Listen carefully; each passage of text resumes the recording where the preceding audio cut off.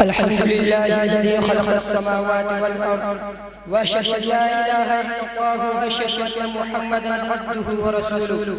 أما بعد فأعوذ بالله من الشيطان الرجيم. بسم الله الرحمن الرحيم. قال الله تبارك وتعالى في القرآن المجيد والفرقان الحميد: إنما يريد الله ليذهب عنكم الرجس أهل البيت ويطهركم تطهيرا.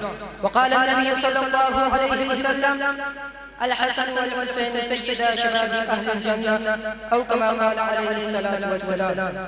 رئيس الحفلة الميمونة وأساتذة الكرام وطلباء الأعزاء، السلام عليكم ورحمة الله وبركاته. إني أريد أن ألقي أمامكم بكلمات عديدة حول موضوع شهادة الحسين رضي الله تعالى عنه. إخواني الكريم، هناك وقائع تاريخية في تاريخ الإسلام وكوارث عظيمة وذكريات خالدة لم ننساها الدهر ولم ننسج عليها عن تبرد السهل والنسيان، وما تحلل أساسها في سخف الأوساق وشق الحياة.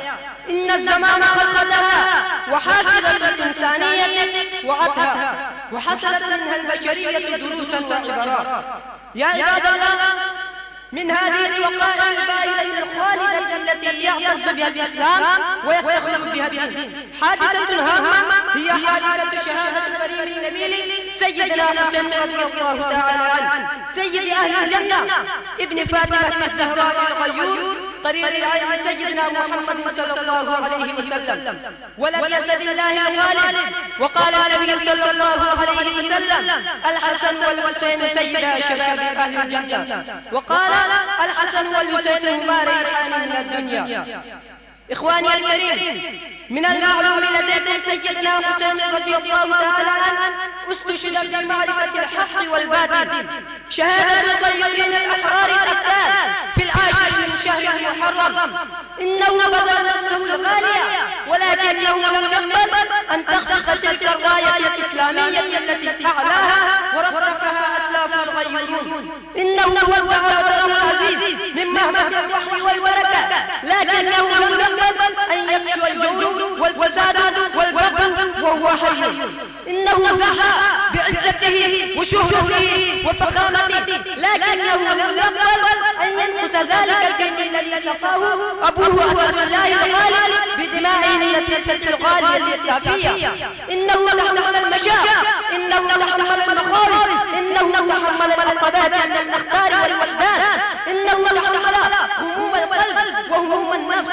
فالجملة إنه تحمل كل شيء من النفس والنفيس حتى إراقة الدم، لكنه لم يقبل أدنى انحراف في الدين، لم يقبل أن يهون الإسلام المتعاين، لم يقبل أن يستولي المستبدون الجاهلون. إنه مقام الأحرار، إنه فتى نفسه فداء المخلصين المعتقدين. وكيف أذكر ذكريات يا حسين، وكيف أسس محاسرا، وكيف أمثل تمثيلا صادقا تماما مسه إذا أعاد الدين في معركة كربلاء، بعيدا عن الأهل والوطن، والجدير بالسماء أن يتشقق، والأرض أن تتفجر، والبحر أن يموج، والملائكة أن تنزل، والإنسانية تبكي بكاء شديدا. ففي الآخرة ندعو الله أن يوفقنا للاقتداء بهذه الحكمة العظيمة. وآخر دعوانا الحمد لله رب العالمين.